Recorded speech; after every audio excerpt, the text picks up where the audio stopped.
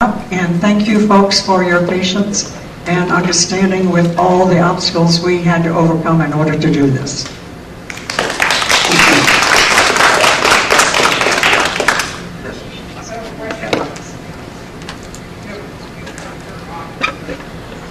Is that working? Yeah, I have a question with this. I came along very late in this camera thing. In fact, I wasn't participating in decisions or anything. I have one question. Looking at what I saw, it appears that these cameras do not have the capability of actually getting a license plate image. Is that correct?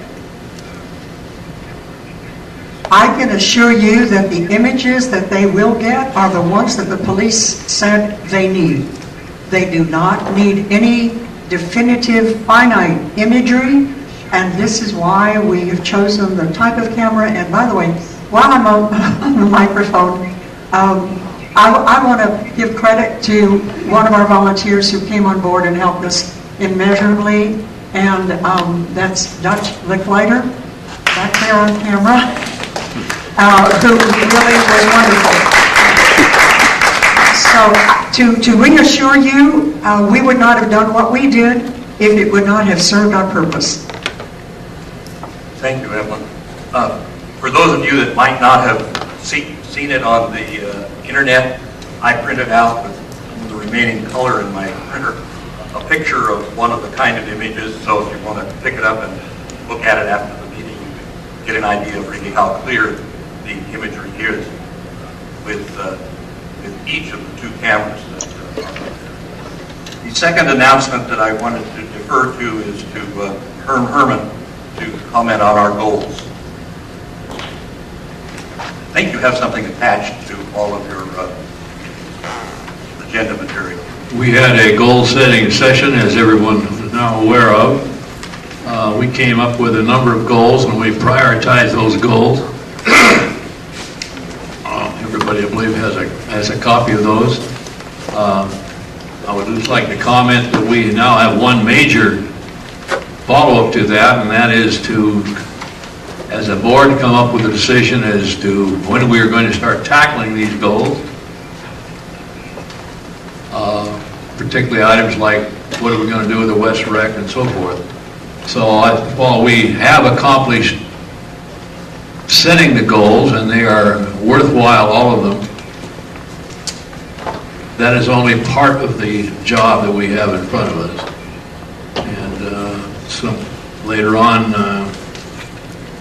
when we start talking about items to be tracked for the future, I would like to bring up the fact that we do need to set either one of our study sessions or something where we actually look at definitively how we're going to fund, which goals we're going to take, which order we're going to do them, what we're going to do with offices, what we're going to do with the West Rec. These decisions this board has not yet made, and they need to make it. Thank you. Thank you, Herm, and thank you again for leading that goal-setting session that we had. I have several announcements. First of all, the workshop that we have on the first Tuesday of July needs to be held right here in the Berger Auditorium rather than the East, because when we started this first Tuesday workshop schedule, the East had been already scheduled for July 2nd. So July 2nd will be here in this auditorium, and in August we'll go back to having our first Tuesday workshops at the East Recreation Center. I also want to bring to your attention again that on June the 27th, there will be two presentations in a town hall setting here in the auditorium by archaeologists, reporting on the contract work that they have been doing in connection with the West Recreation Center and in connection with projects needed here in the Central. There'll be duplicates. We just scheduled two so that people who don't find it convenient to come in the afternoon can come to the evening session. So 1 o'clock and 6:30 p.m. on June the 27th will be duplicate sessions by archaeologists, presenting to the community as well as members of the board their findings regarding options for the improvements at the West Recreation Center and opportunities here at the central to tackle a number of problems that we have and to address the question of permanent OVA office space. I also was given a note to remind everybody that we are being televised again today, and if you want to avoid being on camera, they're straight at the back. Step out of the way, and you won't be on home computer screens. That's all the announcements that we have. So the next item on the agenda is the Secretary's summary of executive sessions. Thank you. Good afternoon, everybody. Can you hear me? We've got three different meetings I'm going to summarize very briefly for you all. First will be the executive session that was held on May 21st at 3 o'clock following the regular session meeting. They convened at 3:02 p.m. Everybody was present from the board except Evelyn George. In addition, myself and Patricia Arnold were there. At that meeting, the board unanimously approved a request of a homeowner to transfer their prepaid lump sum CAC loan interest from their former Oakmont residence to their new one. The board unanimously denied the request of the homeowner to reverse the late fee charge because the board member had previously been given a courtesy credit for the charge. The board unanimously approved a contract with Scandia Landscape for the maintenance of the Scythian Road entrance. The board approved a contract with Hydrex Pest Control to abate termites in the central auditorium. The board reviewed and discussed 9 delinquent accounts. 1 paid up, the other 8 were considered suitable for the imposition of loans, and the board directed the association manager to assign anonymous account numbers to these accounts and send them to the board at its next open meeting for action. And lastly, the board reviewed options regarding employee benefit packages and unanimously approved the package with medical coverage from Kaiser HMO, $30 copay, as well as dental, vision, term life, accidental death and dismemberment, and long-term disability benefits, all provided by Guardian Insurance. The meeting adjourned at 3:45 p.m. The next meeting I'll summarize is the workshop of June 4th. That was held at the East Rec Center starting at 3 o'clock. All the directors but Herm Herman were present. In addition, Patricia Arnold and I were there, along with 10 members of the public. President Taylor reported and the board discussed the following. The status of obtaining a permit from the city to start work on the plaza. The archaeological report of the West Rec and Central Building, and the scheduling of the 2 open forum sessions President Taylor just mentioned. They discussed joint communications and long-term planning committee meeting that was set at that time for June 12th regarding the 2014 telephone directory. And they discussed handling at the last business session for recommendation by the long-range planning committee of a new committee member, which President Taylor thought should have been moved from the consent calendar to executive session, in which one president commented was not understood by others. The board also discussed the report and recommendations of the ad hoc committee regarding committee policy and policy rules, including his recommendation that committees be permitted to meet privately.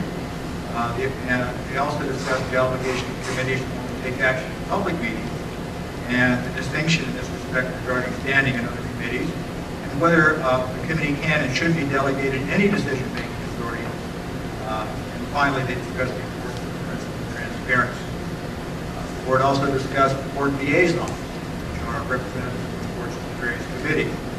Discussed whether these committees should be have them appointed or not, what roles they should play, and President Taylor asked directors to submit the name of the couple committees they were interested in. Finally, they discussed whether a separate maintenance committee would facilitate transmission of resident complaints and reports to staff, or might perhaps not. So after that, the meeting adjourned at about 15 p.m. The last meeting I'll summarize is the board goal setting session. That was done on Thursday, June 6th at 1 o'clock in Suite G right here in the Berger Center. Herm has already basically stated what occurred. Essentially, the board listed all the priorities for the 2013-2014 year that were submitted by board members and presidents, divided them as to those having financial impact and those that did not, then prioritized the financial ones into 3 groups based on those involving safety, then the others based on descending order of necessity and importance. non-fiscal priorities were listed in order of necessity and importance. All of them will be or have been disseminated to everyone. So that's the summary. Thank you very much. I appreciate your summarizing the goal-setting session because I forgot to make one comment. All of our goal-setting material, I think there's a total of 5 pages, will be posted on the OVA website as an envelope so that you can look at all of those items that we set out for ourselves for consideration. And we're also going to ask Dutch Licklider to use his access to the buzz and to the neighborhood programs to make them available to you there should you want to take the time to look at them.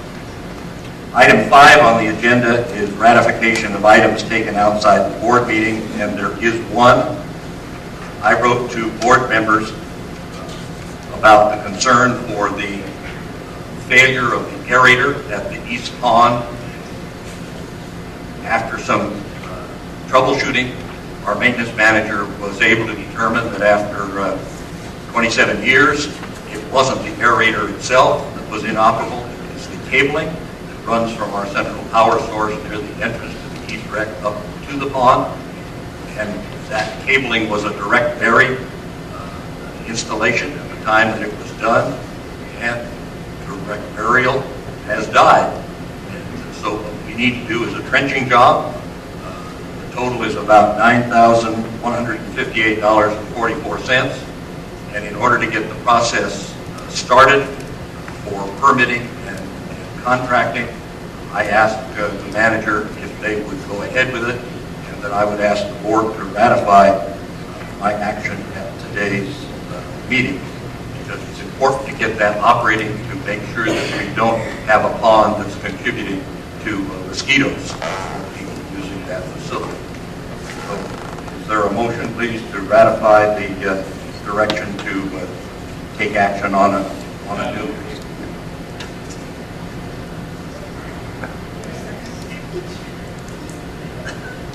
You want Would you second it? Okay, whoever I. Herb moved, Kathy. Grant seconded. Any questions? All in favor? Thank you.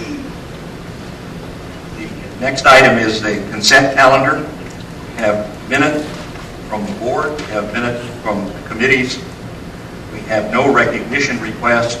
We have approval of committee appointments and resignations. Do I have a motion to approve the consent calendar?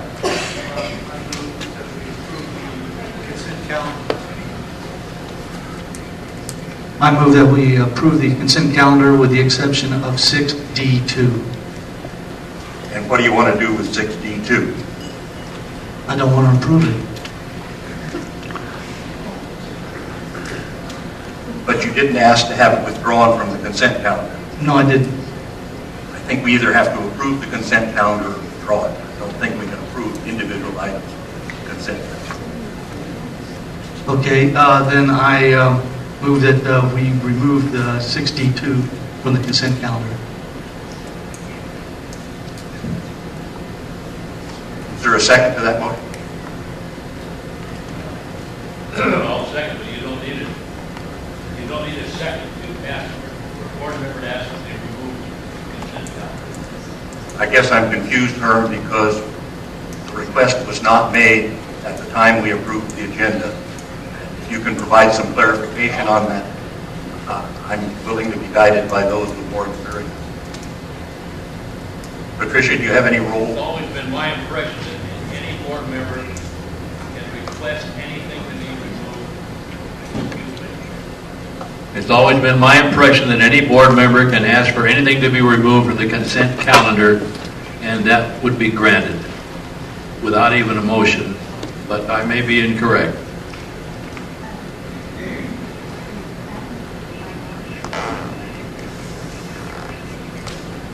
The action to remove the item from the consent calendar has to be taken at the time the consent calendar is considered. That, very good. After the consent calendar has been considered, you can still take an action as you are doing now, but it's not a one-person move. It requires a second. So it's all right to take item 12, or item D2, out of the consent calendar and consider it separately? Thank you. Appreciate it.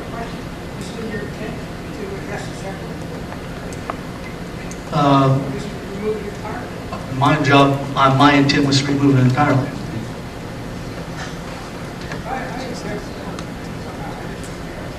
Would you use your mic if you're going to talk, please? I'm not sure where we're going here, but my gut feel says that if it's Director Kaiser's intent to remove it from the consent calendar and not discuss it at all at this meeting, eliminate it entirely, that's out of order and it's a wrong thing to do. If he feels that you don't want to bring it up for some reason, then we ought to have an open forum and discuss it, no matter what the outcome may be. Quite frankly, it could result in someone's feelings being hurt, but then that's part of the process. Mr. President, however the motion is made, if it is seconded, it gets voted on, and if it carries, it carries. If it doesn't, then the second motion can be made. Your motion again, please, Jim. My motion was to approve the consent calendar with the exception of 6D2. Mr. President, and with all due respect, Mr. Kaiser, your motion, the consent calendar has been adopted, so your motion would have to be to remove item to set aside for either consideration or drop it. Then there would be a second. It can either to set it aside or to drop it. And, okay. And then you go, but you can't take it off the calendar now because the calendar has been approved. You can only address it as an individual item. Okay. Then my motion, revise my motion to extract 6D2 from the consent calendar. And I'll then choose to place it elsewhere in the agenda. That's your prerogative. But once we get a second, then we can discuss that. Right. May I say something? Well, one moment. You would only have to move it if the majority of the board votes the motion. You have a second to his motion, Herb. Right now, you have a movement or a motion and a second. Motion is by Jim Kaiser. The second is by Herm Herman, based on what Jim Kaiser just said. Yes, but the manager goes as a point of order. That motion was in error. I was not allowed to do that. No, the motion that was moved and seconded was simply remove 6D2 from consent calendar. That was it. Well, okay, we'll go with that. That was my original motion, but that's fine. Now you need to call. Is that what you've seconded? Well, yeah, I will second it but I hardly disagree with the judgment that you have to have a motion to remove something from the consent calendar. The consent calendar has not been approved. We have not voted to approve the consent calendar. Consequently, we can take things off that consent calendar. Once we approve it, then we cannot. The motion at the top of the meeting by John Taylor was move to accept agenda as presented. That was it. I was under the impression, Herb, that we had approved the consent calendar because it's a listed item under the agenda for the meeting. Just because it's listed on the agenda doesn't mean it's been approved. We have to approve the consent calendar. We have to make a motion to approve the consent calendar, then it's approved. Before that, it's just an agenda item. I misspoke. I agree with you. We haven't approved the consent calendar. What we have approved is agenda that includes the consent calendar as listed. But the consent calendar has not been approved. That's the clarification I was making. At the beginning of the meeting, you can move without a motion to take something in or off the agenda, and then it's approved or not. Once the agenda is approved, it takes a motion and a second to take something out of order. Are you with us on that? Anyway, we have a motion and a second to take it off of consideration of the consent calendar for approval. Is there discussion of that? Just to clarify for myself, does that mean that it automatically goes on into the rest of the rest of the calendar? In other words, we move it out of the consent and move it to the regular part of the agenda. Is that correct? It's my intention that if the motion passes, to take it off of the consent calendar to consider it as a separate item. Thank you.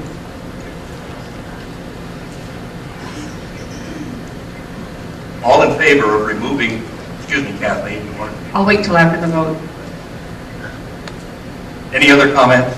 Are you ready to vote?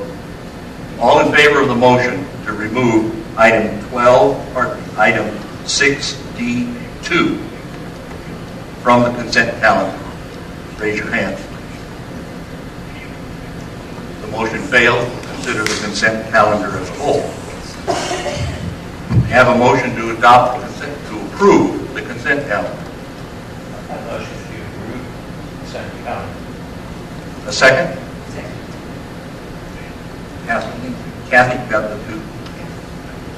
All in favor of approving the consent calendar, please raise your hand. Are you voting, Evelyn? Thank you. I didn't turn my head quickly. The consent calendar is approved. Item 7 is the treasurer's report. Our treasurer is on a holiday. You all have copies with your attached to your agenda of the treasurer's report. Are there any questions from members of the board? Well, since Chuck's not here, I perhaps can, is he going to be back to the Finance Committee meeting, do you know? Yes. I'll ask him at that time. I'm always confused as to, we have an amount included, a total amount in the capital improvement fund. I'm always a little bit confused as to how much of that is available for capital improvement and how much of that is earmarked for payment of the existing loan. I think you can probably give a better explanation than anyone else. I would refer you to the Finance Committee.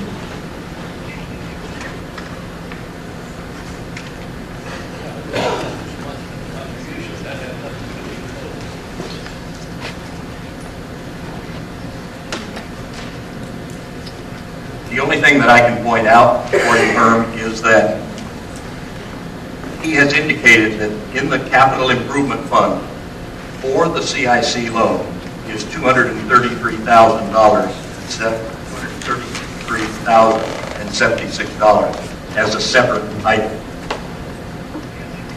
And in addition to that, there is $266,985 in the capital improvement fund that came from the developer.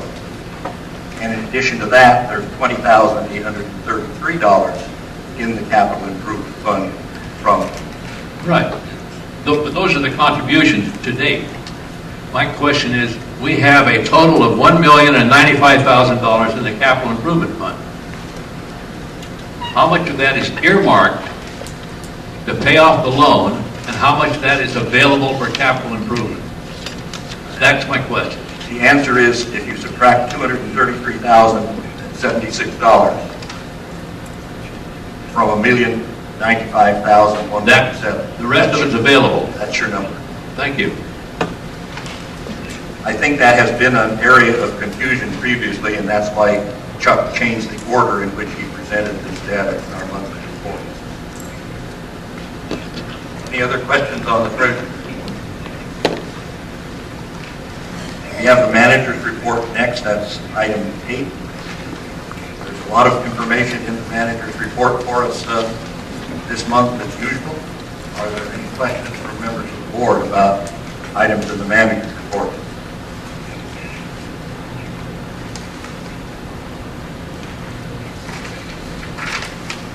Any questions from the audience? I would like to make a comment on the first item in the manager's report, the East Recreation Facility locker rooms. That place is a mess out there right now as a result of our need to get in there and clean up the contamination. It's amazing to go in there and see what over the course of 27 years since those bases were built, that simply accumulation of moisture seeping into the structure can do. When the contamination work was underway, it was interesting to see that some of the studs, after they took off tile and sheetrock, no longer touched the footings. It had simply been rotted away. And it wasn't just one. It was throughout the shower area particularly, but also in the area underneath the wash basins and so forth. And the amount of moisture also had developed into the toilet areas in both of those locations. And the root cause appears to be an inadequate ventilation system for the amount of activity that goes on in those locker rooms. And so I appreciate the kind of jumping into the battle quickly that the members of the Facility Improvement Committee have done, because they've already met there last Friday with 2 architects to come in and examine closely what we need to put those rooms back into full operation. But it's a big job. And I'm afraid I have to tell you, don't count on those facilities being back in operation soon. We as board members are going to have some real head scratching to do when we find out what the FIC has to say to us about the kind of repair work that needs to be done. I'm not talking about it.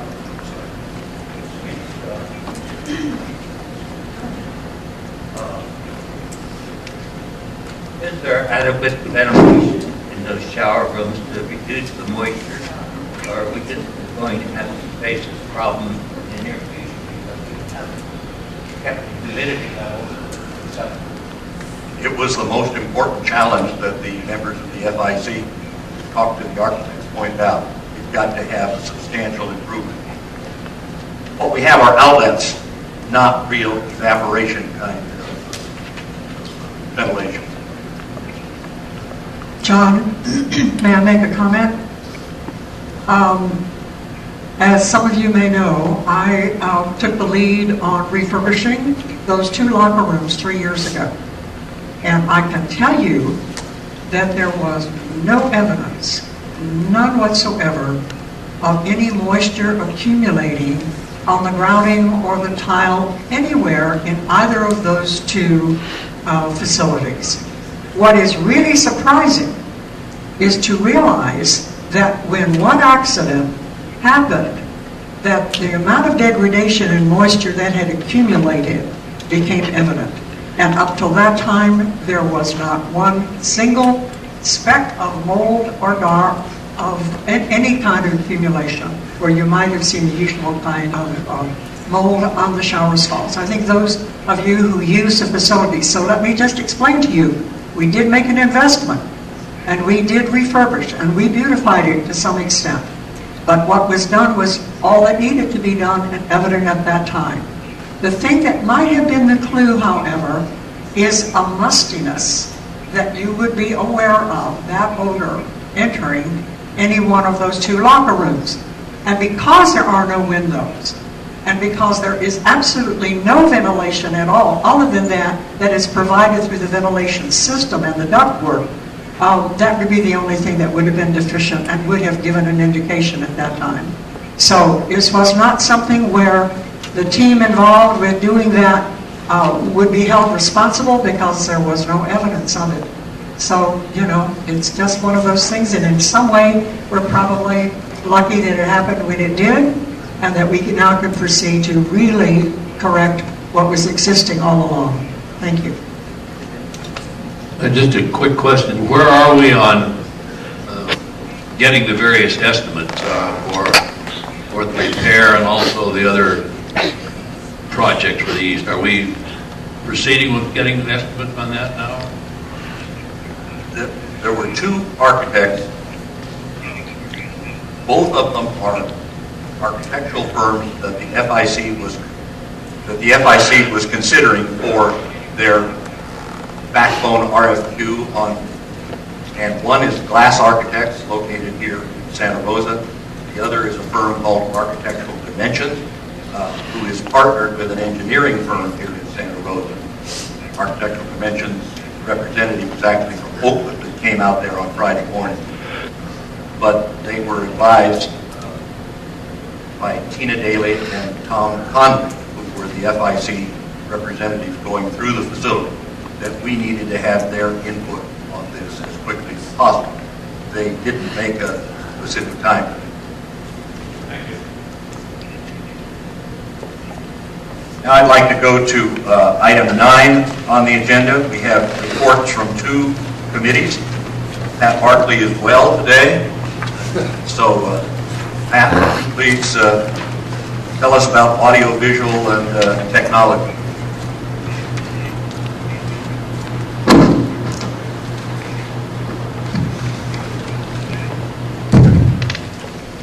Sorry about that.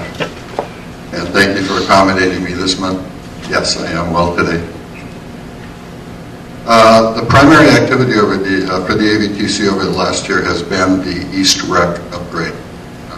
The activity actually started December 2011 and completed in the middle of March.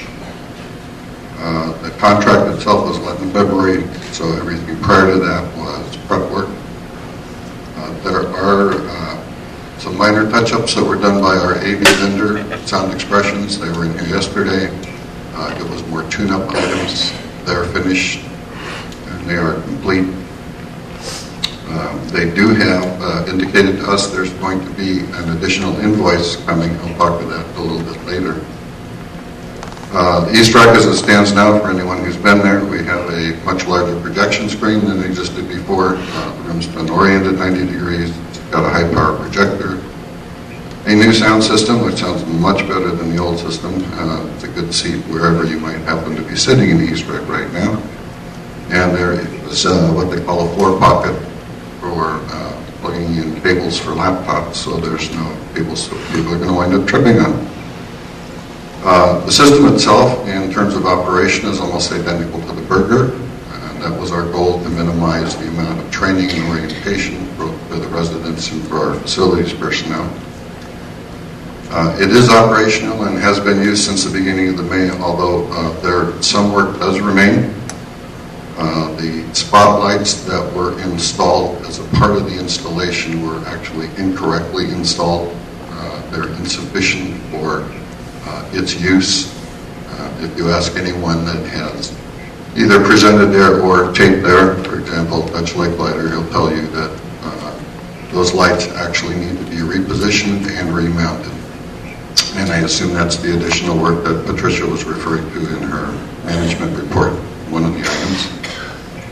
I did call to Tim Powell's attention that the blackout shades and the blacked out panels that had been in there since Movies at Oakmont was installed, I think in 2004, are in pretty sad shape, and I suspect repair would probably be much cheaper than replacement, and I recommended that the vendor who installed them get in and repair them before we incur the cost of replacement. The replacement cost, I think, is probably going to be, I don't remember the exact figure originally, but it was somewhere in the order of $15,000, I think is what we paid to have those put in.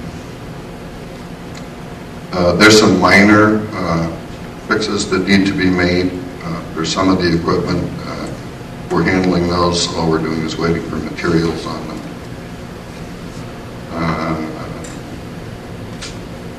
And we do need to update a user's guide, again, for the residents and the facilities maintenance people. And there were a number of items that were removed that I felt we could get some revenue by reselling these old items on the used market, like eBay and Craigslist. Unfortunately, I'm not having a great deal of success. The items being 9 years old weren't necessarily treated in the best manner possible by a number of the people that use the equipment, so cosmetically they don't look very good. That kind of hurts when it comes to trying to resell the items. I'll continue to push. If I'm not successful, if you would like me to deliver those to someone, I would be happy to, or disposition them through other means. The additional work that I mentioned I got this input from Sound Expressions yesterday. They had actually sent us in 2 change orders, which were material change orders, that I forwarded on to Tim Powell. I'm not sure if I had sent you a copy of them or not, Kathy. I believe I sent one. These were just materials. They didn't include the labor. Those 2 items were on me. It was my bad. There were 2 requirements that should have been in our RFP to the vendor that were not there. One of them was it's called a power sequencer that prevents our residents from turning on the equipment in the wrong order, which could potentially damage the equipment. This automates that process, and so it preserves our equipment. The other one is to have what's called an IR emitter. It's something that allows our remote controller to control the projector.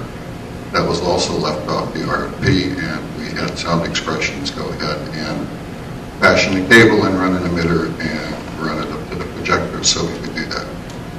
The third item, and probably the biggest cost item that they mentioned to me, was the additional labor that they required to install the projection screen based on a change in the way that they understood the East Rex architecture. During their walkthrough, they had gone up into the soffit area, saw the direction that the joists were running, made their assumptions on mounting, which they could have done from underneath. It turns out when you get closer to the windows by the pool, that changes 90 degrees, which was a complete shock to actually all of us. And they wound up having to bring in some unistruts, and it took 3 people an entire day to actually get the projection screen in place. They informed me at the time there was going to be some additional costs, but they wouldn't know what they were until the costs were set. All total, they're going to be invoicing us somewhere in the order of $3,500. I have not seen it, so I don't know the exact number, but I have been told it's in that range.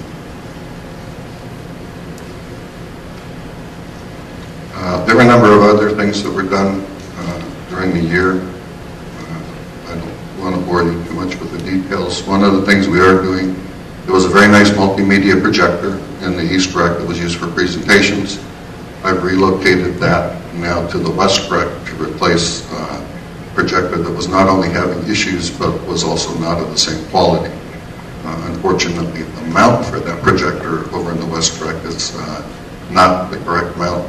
So it's jury-rigged right now, and we need a new mount. That's one of the items I've requested be purchased. Once that arrives, I'll get it installed. And then we're going to be changing both the remote controller here at the Burger and the remote controller in the East Rec with some additional functionality to make it easier for the users to select video sources when they're doing their thing. And there are a number of smaller items, but that was pretty much the gist of what we've accomplished. Any questions? Certainly appreciation for the kind of time that you and the others that work with you have put in to make this happen. It's a good-looking installation.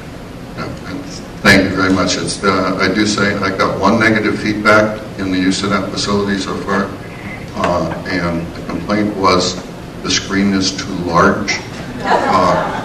And in all of my times in Navy, I have never heard that as a complaint, so I'll actually take it as a compliment.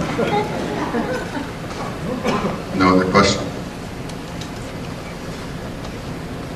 Only a comment. We have further on our agenda the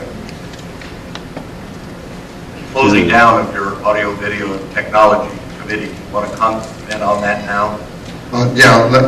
There was an attachment to the recommendation that went in that I believe was pretty explanatory. The committee was established in 2007 with a set of objectives. At that time, the thrust of the committee was to provide assistance in facilities because of the unreliability and the difficult nature of the equipment for residents and for the organizations to use, and the fact that we didn't have a whole lot of trained people to do that, and plus an amount of work needed to be done. We talked about an upgrade in the Burger, some changes in the West and the East. Those have all now been accomplished. There's some minor items remaining that I call punch list items that we're working off right now. And the whole goal is once those punch list items are complete, then from a facility standpoint, there are no known issues. And we hope to have that done in the next 3 or 4 weeks. That pretty much also the desire and the one that I support of having our facilities maintenance organization be the primary interface for all facilities and everything in the facility, including audiovisual, relieves a burden from the committee that it has been carrying. We were always the first people that got called with a trained and smart facilities maintenance crew. We now have what I've been arguing for, which is an organic capability within the OVA itself. So that pretty much left the committee's only function as recruiting and providing smart AV technical people, and I don't see you need a standing committee for that. Thank you. Any questions? Yeah, just Pat, as you know, it's been my goal for 2 or 3 years to make sure that all of our AV equipment can be handled by staff. I've always felt that was a staff function rather than a committee function. I just want to make sure that we are there. That's my only question I get. Are you assured that our staff is now adequately trained to handle our AV requirements? I'm not in a position to answer that question. It's been my experience that you don't know until you turn the responsibility over to a group or an organization to see how they function. I can go through a training of individuals and they can demonstrate to me through words and through actions they know what to do. But until they're formally tasked with the job of doing it and that responsibility transitions, you're not going to know. So we'll find out, but fortunately we still have a bunch of very smart AV people in Oakmont, and if there are shortcomings that come up, those are things I think we can address at the time.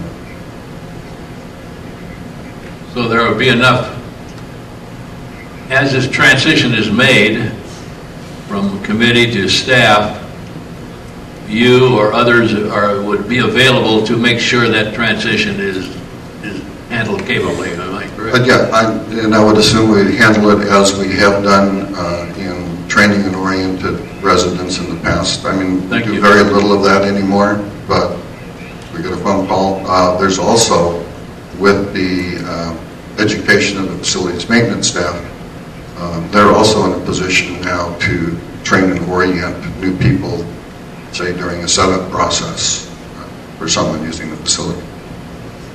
Just to be clear, our goal has been that everyone who works in facilities maintenance will know how to operate all of the equipment at the user level, so that as people have events or parties, the staff can get it set up, can troubleshoot it, and find out why the sound isn't working, and so on and so forth. They are not going to become electronics wizards, so there's always going to be a sort of a line, and they are also being trained on how far they go and where they stop, so that they don't get into the equipment. And at that point, we would call on someone such as Pat, so that we don't have amateurs, semi-amateurs or whatever, working on the equipment, and then if we have to, we bring in outside help. These staff are also not going to be staff projections. We've also had a couple of situations where people have said they want somebody from facilities maintenance to stay for the entire event and run the equipment for them. That cannot be their function, because we don't have deep enough staff in the evening when we have 2 people on duty to have 1 person sitting in an event for the evening. So there's a limit to what they can do, but they will be able to troubleshoot. They will be on call. They can do the basics. Right, and as long as you've got someone who can handle troubleshooting and identify that there is a problem area, then to my way of thinking, you would handle that like you would any other facility issue. If you encounter something in a facility and it's beyond the capability of a maintenance organization to handle, here you would typically go to an outside vendor and say, I don't know what's going on, so we need to call in someone and find out what's happening. As far as having someone sit and play projectionist for an event and I'm familiar with those types of requests. I would encourage both facilities and in dealing with those organizations to, as a part of the setup process, identify one or two people out of that organization to train on the operation of the equipment. It is much easier to use now than it used to be. Pretty much if you know how to use a remote control, you can pretty well handle this facility. So as a part of that setup process, orient someone, and that goes in keeping with our goal of having every organization in Oakmont that's a regular user of the facilities have one or two people that know how to operate. Thank you. Any other questions? Thank you very much, Pat. Now we have another Pat for the Oakmont Community Development Committee, Pat Amadeo.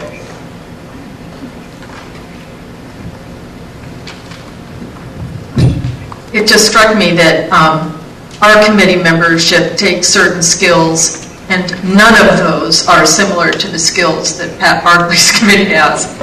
Our committee is the Oakmont Community Development Committee. Sue Millar is the vice chair. Wally Schill, Bob Giddings, Will Haymaker, Kathleen Connolly, and Barb Spangler are our members. We meet the second Thursday of every month at 2 o'clock in the CAC in Room B, and residents are always welcome. We work, if you look on your agenda, there's a copy of our charter. And I had that put in because I think it very clearly says what the committee's purview is. We monitor, review, report, and recommend on all actions and projects and plans and development of property within Oakmont that is not Oakmont owned or leased by Oakmont. And we do the same on all property outside of Oakmont boundaries that impacts Oakmont.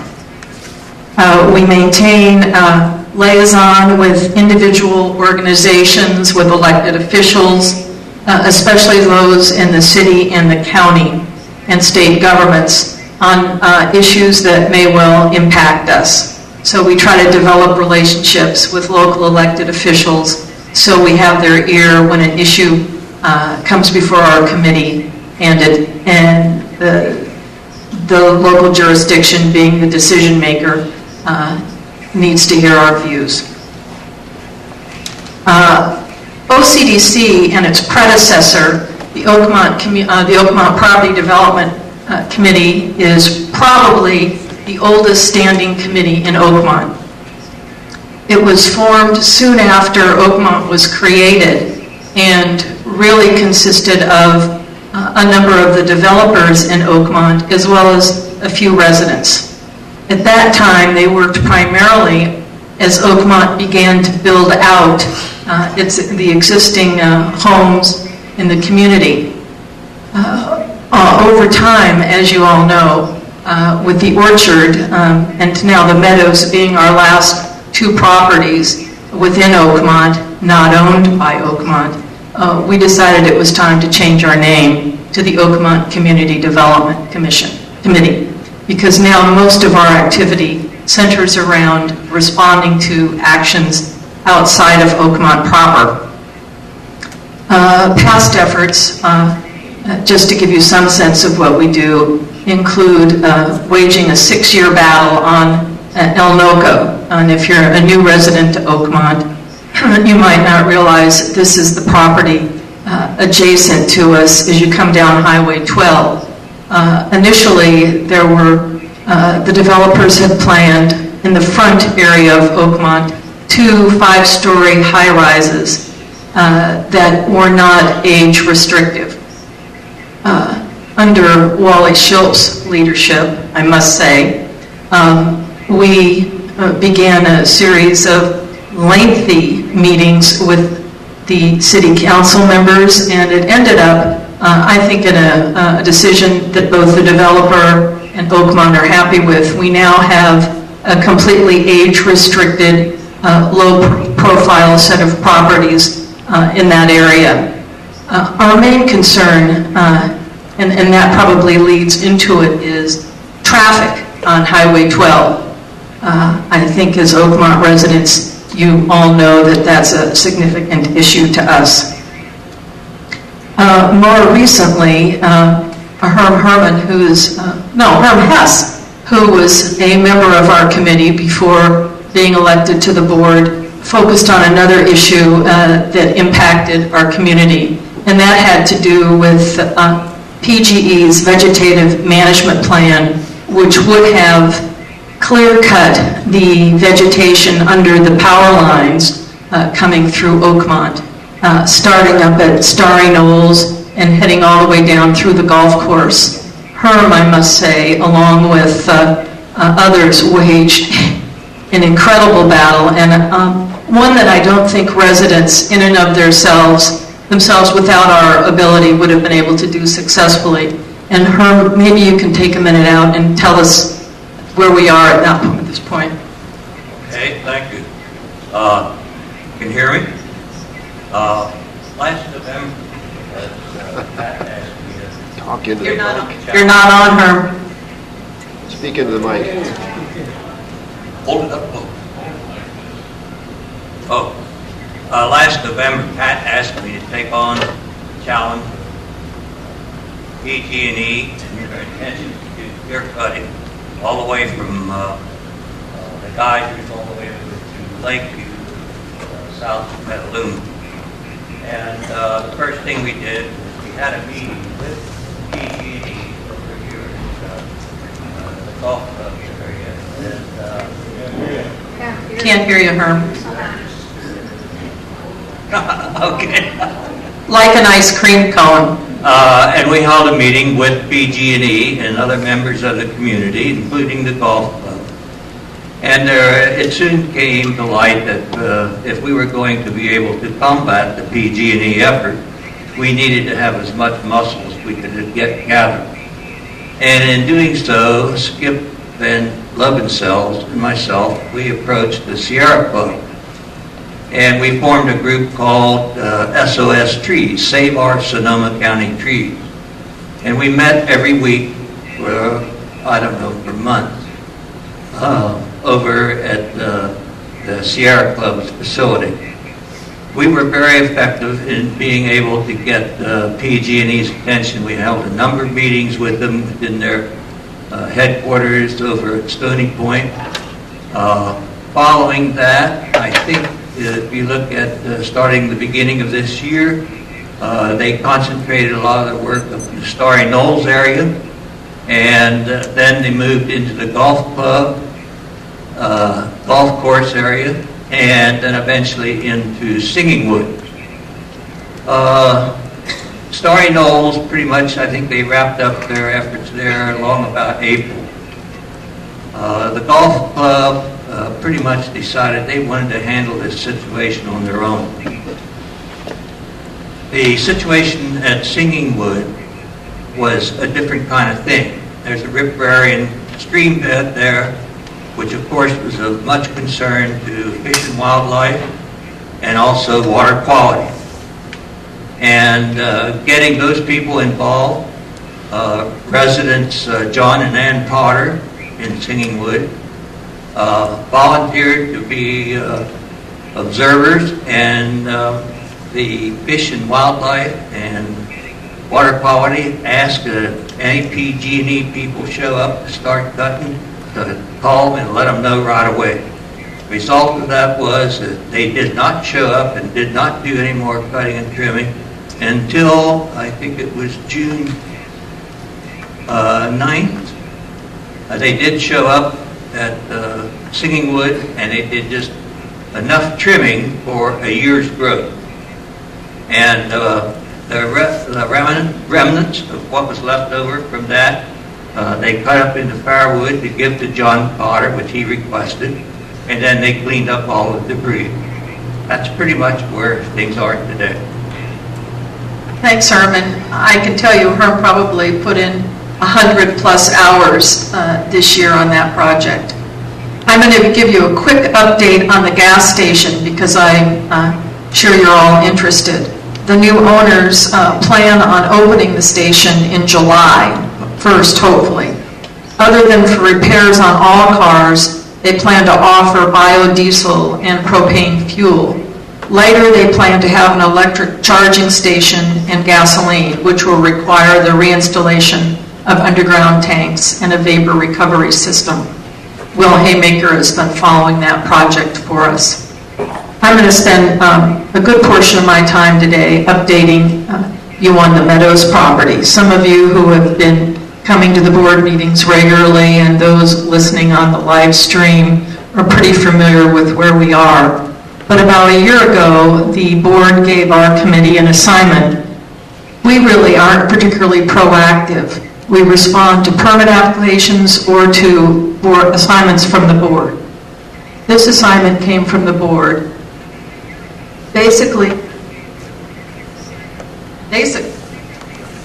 did nothing. Okay. Basically, the orchard owners also own the Meadows property. They purchased it from Clem Carinelli. Years ago, when I chaired another committee, we negotiated an arrangement with Mr. Carinelli that was different than we had with the orchard. As you know, the new homes in the orchard all have to pay an impact fee. And that impact fee was due at time of escrow. And so the money has trickled into our coffers over the last few years. Mr. Carinelli was interested in being able to rezone a piece of property within the Meadows property. For a second, the Meadows property is the property behind the gas station, the last open swath. In exchange for the renegotiation and the redesignation of some property, which he never did do, he agreed to pay his impact fees up front. In today's market, that's about $550,000. The orchard developers basically said, we want to develop 37 homes there, but we're not prepared to put the front. Can you work something out? And what the board said to me in our committee was, if you can work something out in which the end product is as good as upfront money or better, then you will have been successful. So we began, and by we I say Bob Giddings, myself, and John Taylor began negotiating with the Meadows owners. And we went through a very lengthy process to find out what we might want. Ultimately, that was the ability for them to construct us a building. And so we finally reached an agreement in which there is an either-or in the provision. They can either pay us the $550,000 up front, or they can construct us a building. We didn't specify office building, activities building, or a location. And the assumption is that they would put in that amount of $550,000 worth of value into that building. That agreement was signed by the president maybe a month ago, and I think it will be used in a determination on what the board does in the next month or two on an office building. That took several months, and I think John and Bob, and let me not forget, we worked closely with the Long Range Planning Committee, and Wendy Lalonde from that committee served as a liaison and integral part of the decision. There is one piece of property within the Meadows that they will not be, actually there's three pieces of property in the Meadows that they will not be building homes on. Two of those are zoned commercial. The third piece of property is about an acre and a half it's really in back of Oakmont Gardens. And it is zoned multifamily assisted living.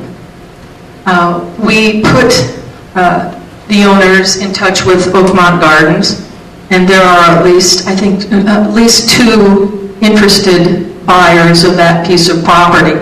So I can't speculate on what may happen, but it's possible that there may be some development in that piece of property that would probably be memory care. But it seems to me what I've learned is all these things take much, much longer to play out than we originally anticipated.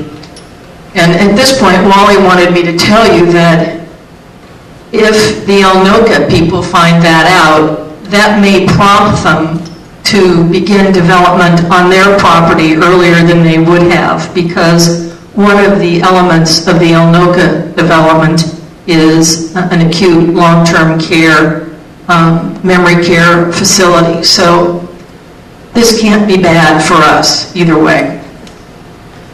With those items basically off of our docket, the last item that I'm going to talk about is development on Highway 12.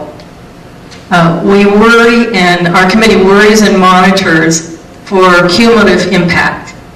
As Bob Giddings, our committee member, just said at the last meeting, one more restaurant, one more tasting room, one more vineyard, in and of itself may not make a difference. But cumulatively, it begins to, and he uses this word, the napatization of Sonoma. And for us, what that means is more traffic on Highway 12. If you are internet savvy, go to the Santa Rosa PD and pull up the May 26th article on winery plans for Sonoma Valley Orchard stirs debate. Mr. Letson, who has what I call the Adams Family Winery on Highway 12, purchased the walnut orchard from his relatives, and if you've been there lately, you know that walnut orchard doesn't exist anymore, much to our horror. And by the way, he was able, under existing zoning, to move from one agricultural use to another, so there was nothing we could do to stop that. But he has plans in the works for 2 major buildings and a large tasting room.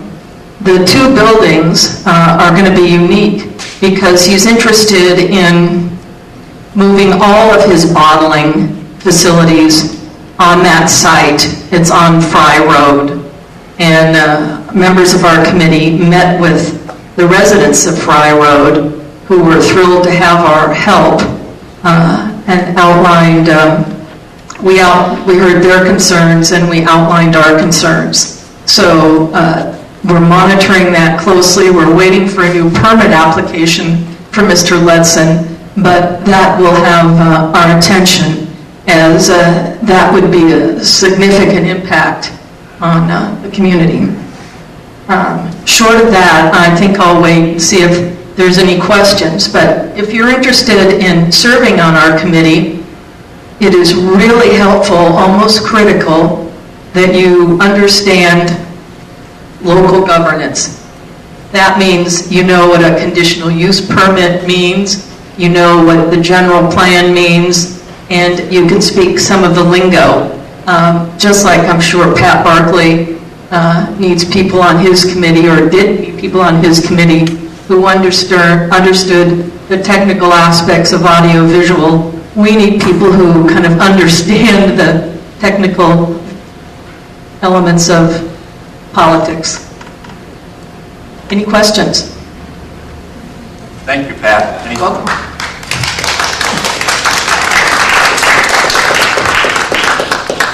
The final report item on today's agenda involves moving item 12A up to this point so that all the people that are involved in that report can still be here for it.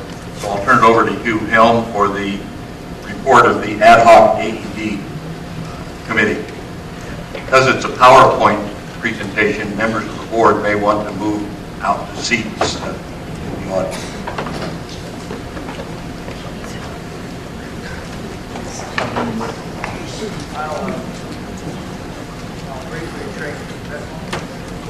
Okay, can you hear me now? I'll briefly trace the history and where we stand on this. Okay, I'll speak into it more promptly. Okay?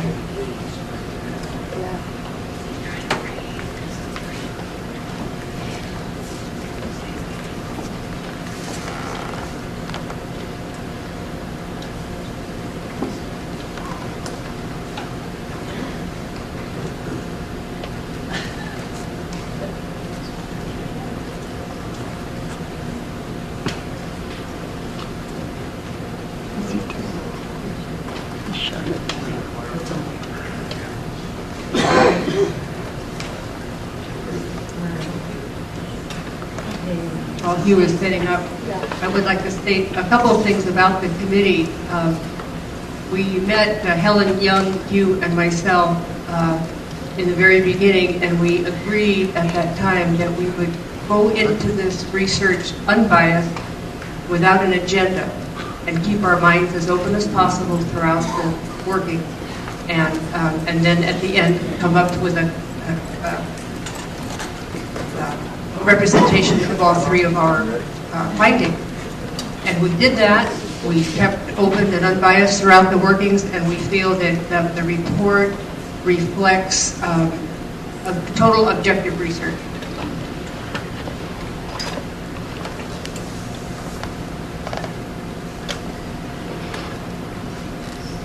As many of you know, computers have their life of their own these days, and mine, which was all set up to do the slideshow, is now in the process of downloading and installing all the updates. Okay, and I'm not sure there's much I can do about it. Sorry to say, apparently there's Wi-Fi in here, the internet. We can't really hear you, Hugh. Oh, I'm sorry, but it looks like my computer is in the process of trying to install updates from Windows that interfere with our presentation. Somehow there must be a wireless setup here, and I'm plugged into it somehow inadvertently and getting information that I don't want. So allow us to fake it, if you will, and if we can get this thing running, we will, but we don't want to hold you up anymore, okay? Basically, this thing started, as Kathleen said, with the fact that in March, the board had approved the purchase of 8 AEDs for Oakmont at a cost of about $20,000. This was a concern because there had been no opportunity for community input and no basis established for the necessity or value of their use. And so as a result, our committee was appointed by John Taylor, consisting of myself, Kathleen Connolly, and Helen Young, to essentially, and the charter reads, to gather facts pro and con on the potential installation and use of AED equipment at OVA facilities and report back in 60 days after carrying out research with professional sources from local facilities, organizations, and communities.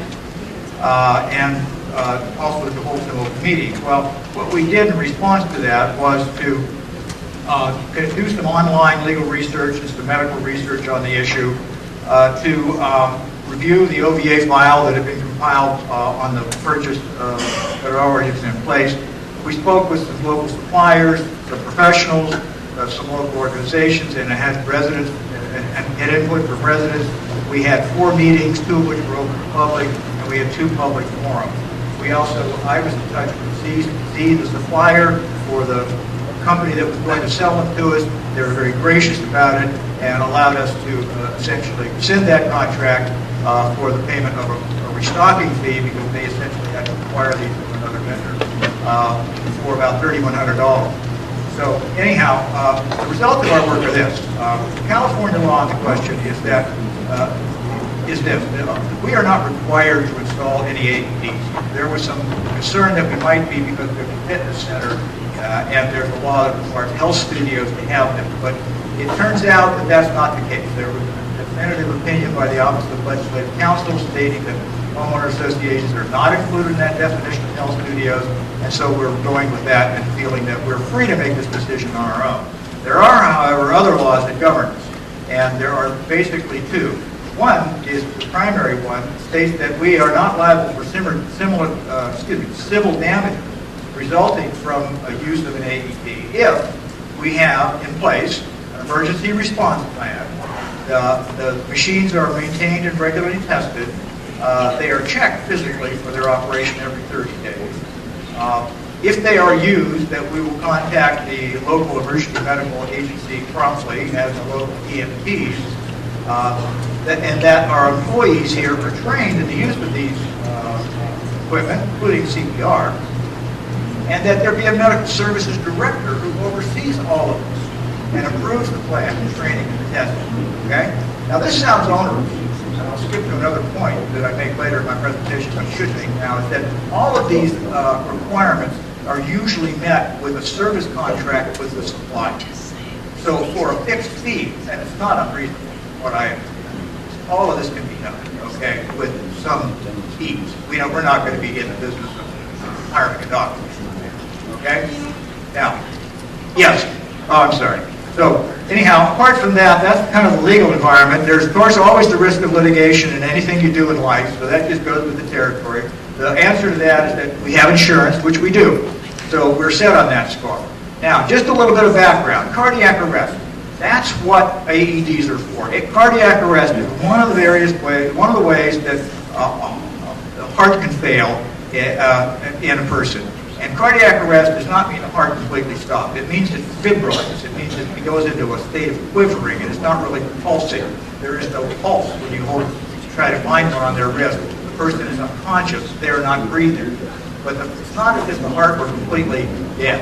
It's just in this quivering state, okay? When that happens, what has to be done immediately is to give this person CPR. Now, they have a form of CPR now called compression only, which means you don't need to do the mouth-to-mouth stuff. It's much more user-friendly, capable of allowing you to put pressure on the chest in a repeated fashion that will pump the blood through the body and into the brain where it's most needed, okay, until the person can be revived or not. The fact is that there's a 10% reduction of the probability of survival for every minute a person goes without CPR after having a case of cardiac arrest. So, pardon me, still more, sorry guys. So, and that there's irreversible brain damage to an individual that starts within 2 to 4 minutes if nothing is done. So the reality is that time is absolutely critical, because after 10 minutes, if nothing is done, the chances of survival are 0. Okay? And that's the outside. Okay? Often it's faster than that. Now, the standard instructions when dealing with somebody with cardiac arrest is that immediately call 911 if you have a landline. If you don't, if you're using a cell phone, you should try to call the Santa Rosa Fire Department. The difference is cell calls are routed through a different system. And someone has to immediately apply CPR to the person, okay? And must continue that CPR until the emergency medical technicians arrive. These are the standard instructions. A lay rescuer with an AED on the premises may use that, okay? And what that requires is that they be familiar with the instructions that are posted by the machine, that they prepare the person for placing the pads on them. That means removing their upper body clothing, and if they're hairy, they've got to be shaved, okay? And then putting the pads on them. Now, these machines from that point on are darn automatic. They've developed the technology to the point where they can speak to you. They tell you the pads are in the right place, that the heart is in a state that AED is the right thing to do or not. If it's not in fibrillation, it won't work.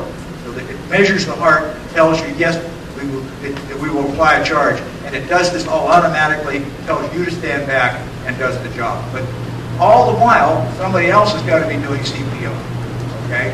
So what we gleaned from this is that this is going to take at least two knowledgeable people, perhaps 3, to be able to promptly apply these instructions and give somebody a chance to survive beyond what nature might otherwise have provided for them. Hold on for a second, guys.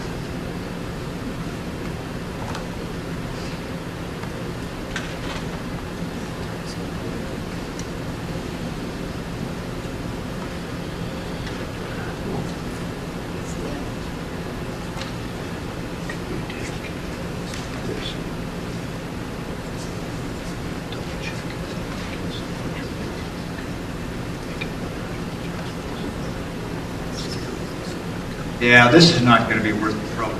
Okay. So anyhow, let me carry on. So this is just sort of the background research we put together. Medically, what we found out is that if CPR and AEDs are properly and timely used, that in a general population of people, that is a complete age range and sex range and all ethnic background range of people, the probability of survival is about 65%. Now that's a pretty good number and suggests the need that we've all heard about why AEDs are popular and why they're being used. Okay? But the fact is that what we also found out, and it started with 2 Oakmont residents with medical backgrounds who briefed us on this, that survival rates for seniors is much lower. Now what these 2 Oakmont residents reported on to us was that the survival rates for seniors 60 and older was between 2 and 6%. Okay, so even if you do everything correctly in this age bracket, it doesn't help nearly as much as it does with the general population. We did our own efforts of research.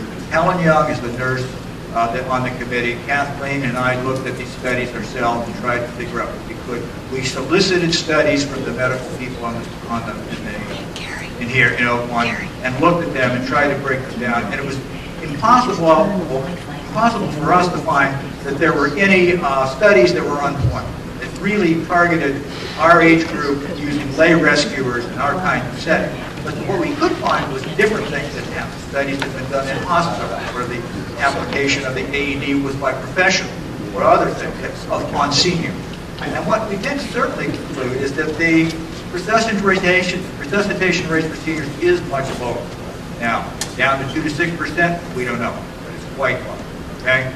The studies also seem to indicate that seniors are more likely to sustain brain damage and have residual problems following resuscitation. So the value of AEDs here in the senior setting is not as much as it is in a general population. In Oakmont, we have between 3,800 and 4,000 residents who are likely to use our facility. The rest are homebound and probably don't get around much. So that's our target market, if you will. The OVA facilities have telephones in all of them, but in our efforts to find them and look at them, we came to the conclusion that there were really not a sufficient number, that they could be better located, and that you needed signage to let us know where they are located. Okay. We also determined that from the receipt of a call to the Oakmont Fire Department until they can actually apply, AED is about 4 to 7 minutes, depending upon where you're located and the speed with which they can get there. Okay? Other emergency vehicles may respond out of necessity because these local fire department may be on another call, and in that case, it takes a few minutes longer to get somebody to it. Okay? Another stat that's important is 80% of cardiac arrest cases occur in the home. Okay? 80% of cardiac arrest cases occur in the home. So we have a much smaller percentage that occur outside. And in fact, in checking with Bill Shubin, the Emergency Services Director for the City of Santa Rosa, they have no record of a cardiac arrest case at an Oakmont facility for the past 3 years. Okay? Now, we have had a recent case at the Central Pool in which a person died. At the time I wrote this, we were unsure of what the cause of death was. It turns out that the cause of death apparently was atrial or ventricular fibrillation. I'm not sure which, but the kind that would be responsive to AED. On the other hand, they determined that the person died within 2 minutes. And so even though I think Mr. Taylor and others provided compression-only CPR, it didn't matter. So the presence of an AED would probably not have made any difference in that situation. Okay? We, in our open session, spoke with residents such as yourself. What we got feedback from either the direct conversations or from the email that I kept asking everybody to send me, that is that about 40 residents offered direct opinions on the subject. And on our count, about 35 of those were opposed to OVA purchasing AED. 2 residents, however, did state that it was worth it. That no matter what the cost, if one life was saved, it was worth it, despite the low risk, despite the low effort. So we tried to reflect that that was the input that we received, but it was only from those 2. Importantly, Stars Valley Church removed their AEDs because they were never used, and they concluded low resuscitation rates and likely low quality of life following resuscitation did not warrant continuing the program. So they, as an organization, have urged us to follow that. The Oakmont Emergency Preparedness Committee, knowledgeable on this matter, is not in favor of AEDs at OVA facilities due to the same thing: low resuscitation rates, quality of life issues, and in their case, the lack of interest from OVA residents. OEPC has offered CPR training to the residents for a fee, and very few residents have shown up. This training does cost money. Okay? In looking at local communities around here, we checked with places like Del Webb, Merrill Gardens, Valley Orchards, and Tamalac. None of them have AEDs. They are not even, haven't started to consider them. Oakmont Gardens does not have AEDs. They consider the fire department as being adequate, having an adequate response time for their needs. And they have trained medical staff on the premises.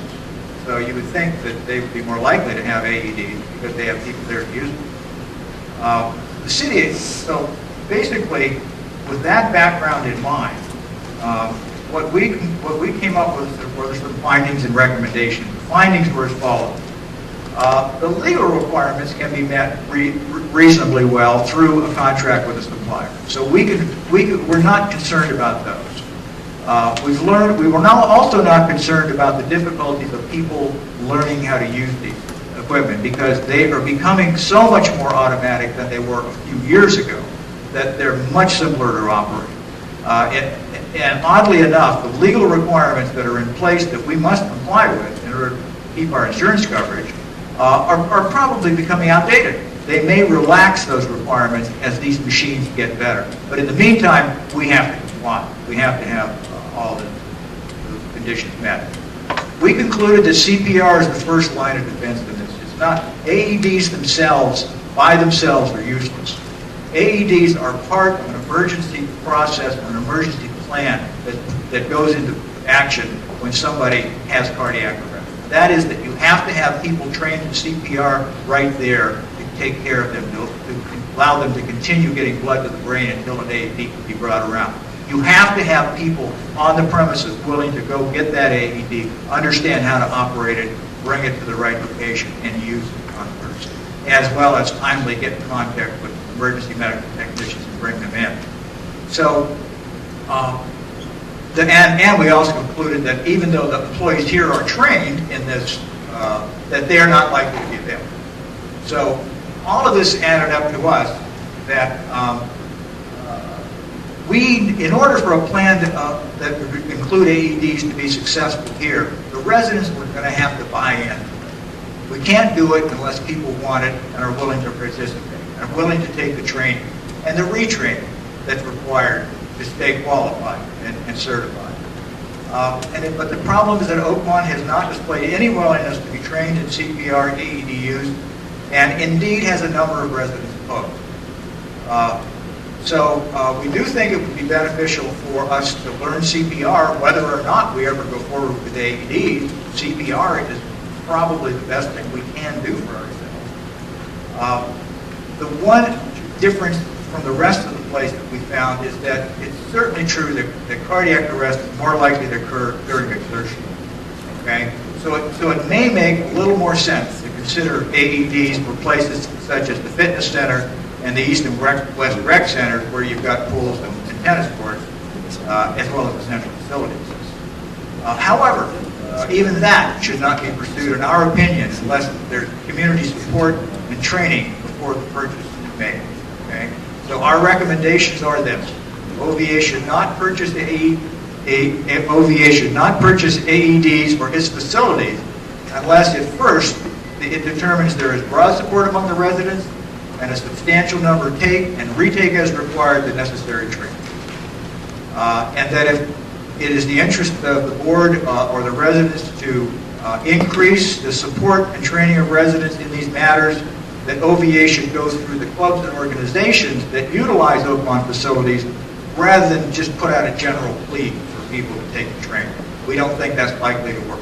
But we do feel as a strategy matter, it would be useful to go through groups and organizations And in fact, if we were going to seriously tackle this, it's our opinion that all those people that lead, all those outside instructors that come here and make money by teaching classes, they should be required to be CPR and AED qualified, okay, in order for that to happen. And another point that we found is that if we're going to get into this game, we should participate fully. In other words, the training costs money. It costs anywhere we read $40 to $75 or something like that for the training. Well, we think if we want our residents trained, unfortunately, the board is going to have to participate in that cost. The only way that might provide the incentive. Okay? So we have a number of other less important recommendations. We'd love to use local vendors if possible. We think more legal research is necessary to determine what the risks might be for people that do have them. We have some suggestions on if they wish to go forward with the fitness center, how best to do that. But that's essentially what we concluded as far as the core mission that we were set out. They certainly have their value, but it requires a group effort by all of us. And until that group effort is demonstrated, we just think the board should go slowly. So that's essentially our report. The full written report is going to be, I think, available in some fashion to everybody. I don't know how that will happen, but anybody at this from here on, I suppose, could ask me for a copy, and I'll be happy to email it to you so you can read it for yourself. Okay? So if you have any questions for Kathleen or I, we'd be happy to field them at this time. Anybody got thoughts on this? Let's start with you. While he's coming to the microphone, Kelly in the office will be loading a copy of this report onto the website so that you can see the full report in that fashion. I thank you very much for all the time the committee put in on this and the extensive research that was done. I think there's one piece that would round out the package, and that would be to engage the services of a statistician so we would know exactly how many residents need to be trained for the odds to be that there is a trained person in the facility when somebody does have a heart attack. Thank you. That's one of the reasons why we suggest that if we do decide to go through with this program, that each committee and organization and club have a certain number of people CPR trained so that there is a likelihood of someone being on the premises if there's an event. I have a question. First off, you did a fabulous job. Thank you very much. Really great. A lot of people do not resuscitate orders, and if brain damage starts after 2 or 3 minutes, how do you take those people's wishes? I don't see how you can take those people's wishes into account. And was that part of your thinking? Yeah, Pat, that was an important part of our thinking because we heard this right off the bat. There's a lot of people that feel they want to have some control over these decisions, even if they're incapacitated. And as a result, some wear these bracelets and some just prefer not to be resuscitated. What I did was speak with Bill Shubin at the City of Santa Rosa's Preparedness Committee Department. And he stated that the policy of the city, and this is with their EMTs, their professionals, is to disregard all of these bracelets and necklaces and stuff on do not resuscitate, and do their best to resuscitate somebody in an emergency.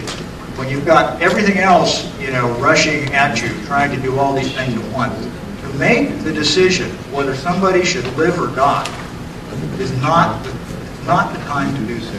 Okay? So their policy, and I see it, I understand it, is to resuscitate everyone that they can. Yeah. And then let the family decide later with the doctor, okay, what they may wish to do. Okay?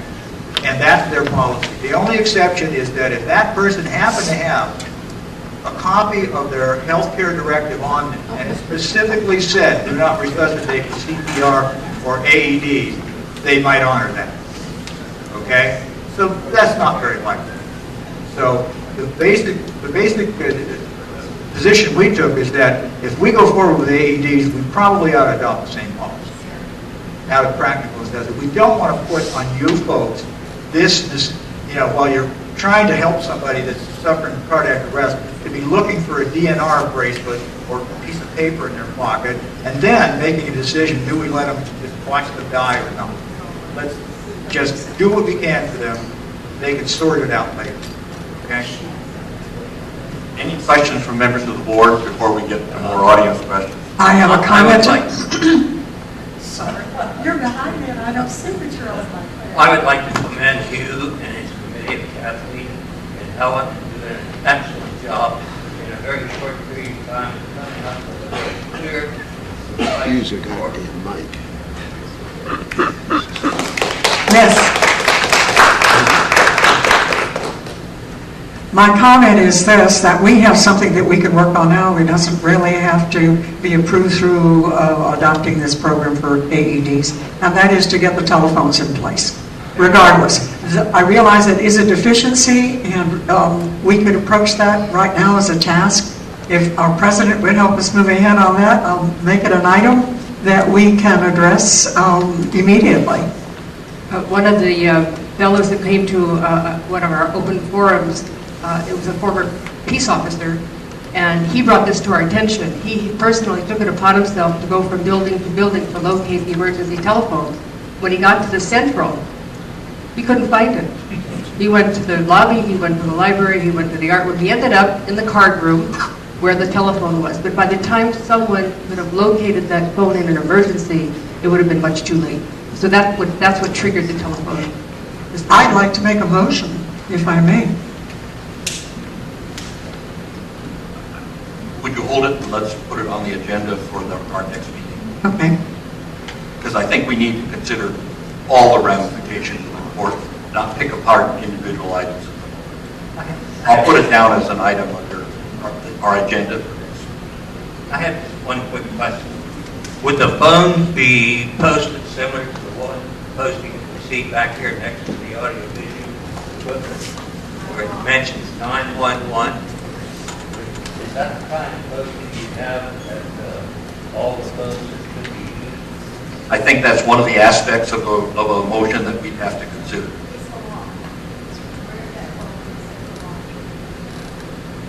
Any other board members have some comments or questions at this point? Excuse me, sir. Thank you kindly for your research. It was very educational, very helpful. Your name, please? Jack Eldridge, Meadow Ridge Drive, 6308. I was thinking that it would be far easier on all of us to have a highly visible first aid kit box on the wall right adjacent to a 911 telephone in each of our key buildings, something that anybody can see when they come in and out of the building. They'll know where it is when they need it. And that would get you to the firehouse with the trained medical personnel far quicker than anything else. I was here on one of our events when a lady in the kitchen cut herself and nobody could find any first aid material. So that kind of combination might be a very useful thing in any of our facilities. That's all I had to say. Thank you, Jack. Other comments from residents? Well, I want to thank you and Kathleen and Helen for going to bat in a short period of time. And even though you challenged us with a series of thoughtful facts and thoughtful recommendations, we need to take on that challenge. So try and do justice to what you've done for us.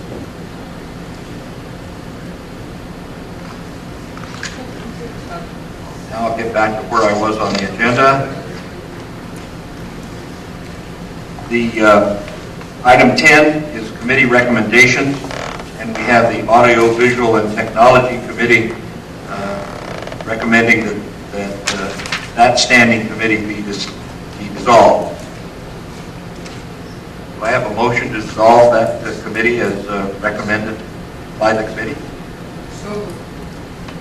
Second? Any discussion? As long as they continue to advise us, we don't have to call them a committee. All in favor? Thank you. Then we have item 10B, the Finance Committee. The Finance Committee is recommending the purchase of equipment for OEPC to replace equipment that has been broken or lost. Do I have a motion? I move that we approve the purchase of this equipment. Is there a second? Second. One second. Any questions about Jim? Yeah, I've got a question. We're voting to replace equipment that's been stolen and or broken, I believe is what it is, right? Yes. Have we taken steps to make sure that the equipment's not stolen again? Or are we going to put it in the same place and have that? I don't have any answers to that. Is there anyone from... Well, I can Glad answer. you're with us, Al. In the meantime, I can answer part of it. We've hardened the doors, hardened the hinges, hardened the locks, and we've replaced the wood sheds that held the propane and the gas tanks with metal cabinets with locks. Anything to add, Al? Thomas.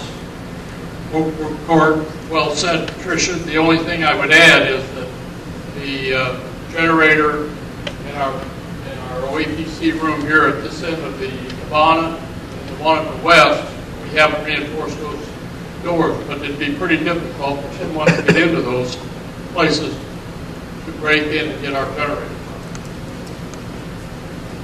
John? I have a question.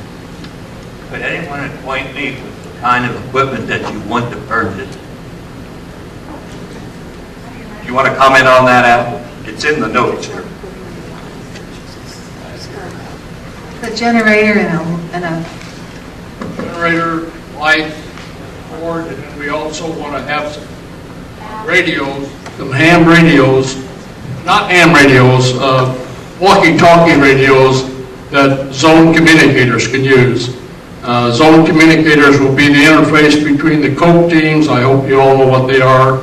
We have about 85% of the community covered with COPE teams, and the radios will be used by these zone communicators when an event happens to call whichever location they're nearest to, the west, the burger, the east. And we are working to reactivate the west. We've got some nurses lined up and a retired pharmacist, so we're going to have all three centers operated by September.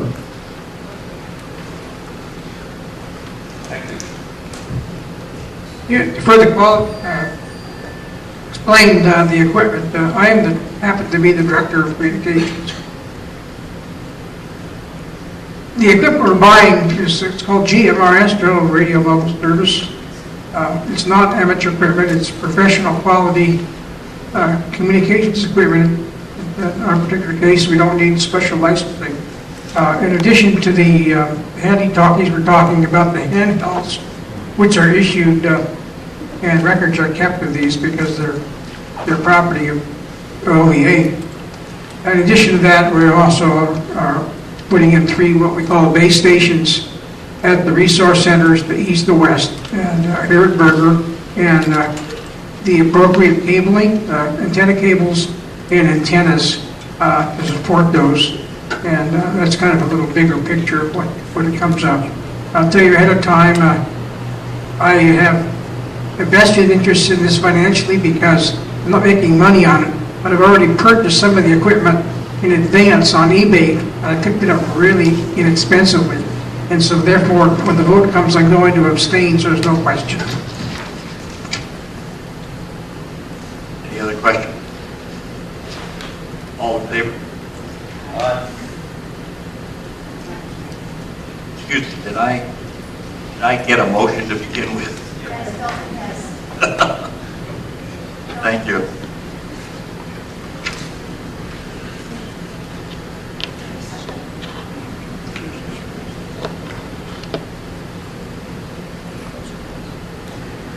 then we can move on to item 11A. We have a list of reports in addition to the ones that were on the consent calendar from the Long Range Planning Committee. Is there any discussion on those or any comments from members of the Long Range Planning Committee? It's a long walk, Tony.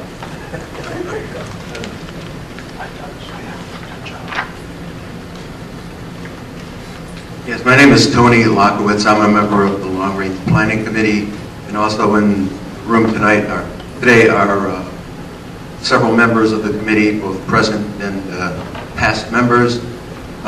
We submitted a report on the analysis of the commercial properties, the privately owned commercial properties in Oakmont, and what could be done to encourage them to have a stronger presence, fewer vacancies, and just a friendlier business environment. At the present time, we're not doing anything actively to implement any of the recommendations. We submitted the report to you. We're looking for feedback if you felt the report was worthwhile or had any merit, or if there are things in there that you questioned, let us know. If there's things that you would ask us to follow up on, let us know, because right now you have the report. We're waiting for feedback from you. Tony, I had a question in reading the report, and it talks about your methodology and your findings. I didn't read anything in there about research you might have been able to do about why we lost some businesses here that residents seem to be interested in. That is, we had a pharmacy, we had an optometrist, we had a Quest Lab facility, we had an oncologist, we had a couple of beauty parlors. I think we're down to one now. Were you able to do any research as to why we lost those kinds of businesses? Not specifically. We didn't interview businesses that had closed up shop and gone away. We had enlisted the help of several realtors and property owners and existing businesses to tell us what they thought and why these vacancies were occurring. But there isn't any one core problem with what's going on. Businesses just seem to come and go. For example, the Quest Diagnostic Laboratory, they just didn't have the business. They didn't have the volume that they needed to support the facility here. They're in town somewhere else in Santa Rosa. I'm not sure their address, but they just didn't have the turnover to make it a viable business right here in our community. If you thought it was valuable, we could do some follow-up phone calls to try to find out, like an exit survey of why and when people left, and if there could be anything that we can do to correct the situation. Mr. Chairman, I wonder, did you coordinate at all with the Long Range Planning Committee in their study of the development of El Noco? Isn't it possible with that many more aged people moving in, to say nothing of the employees at El Noco, all in the same area, that might change our needs here? Well, there's no doubt that El Noco will affect or have a spillover effect on some of the facilities and services here in Oakmont. But to answer your question, no, we did not coordinate directly with them. There's still, as I understood it, they're still trying to formulate the scope of what they're going to do and when they're going to build it and how it's going to be implemented. It might be something in the near future that we follow up, but no, we didn't. As part of our study, we did not coordinate with El Noco.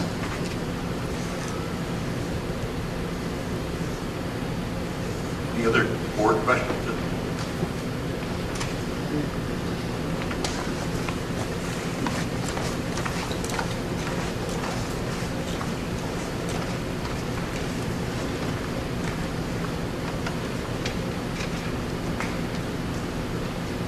I think the reason that the Quest Diagnostic, Wendy Lalonde and the Von Stonecroft Terrace, the medical facilities have not been successful because I think a large percentage of Oakmonters belong to Kaiser. Over 60%. So that addresses why they're not.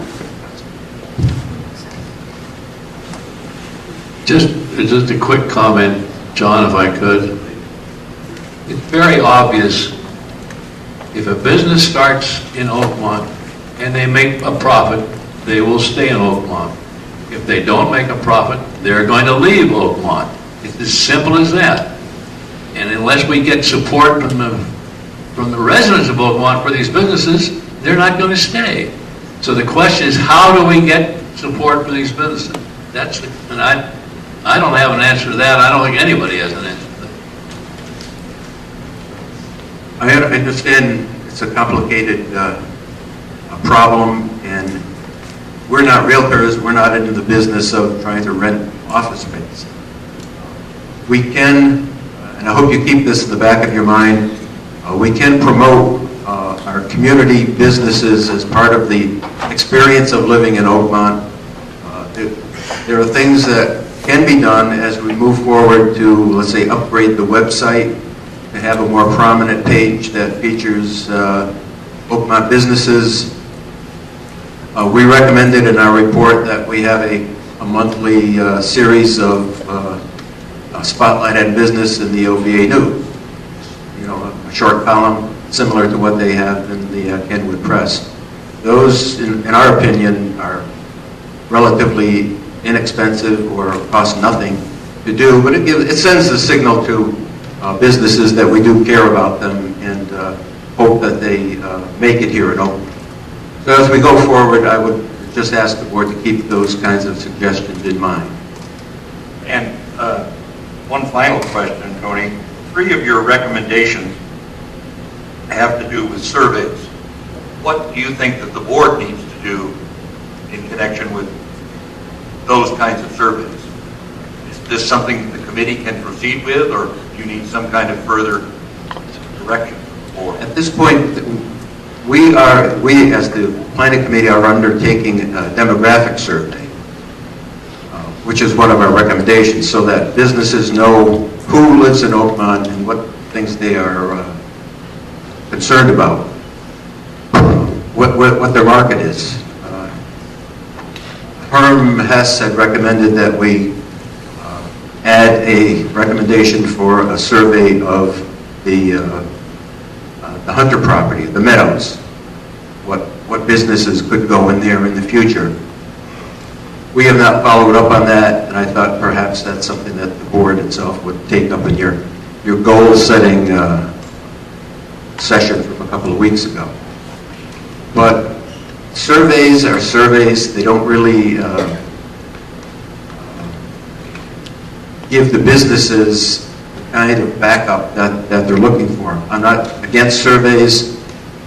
John, I know you suggested that if we do any of these surveys in the future, that they might be professionally prepared by someone who's more experienced than an ad hoc committee or a standing committee.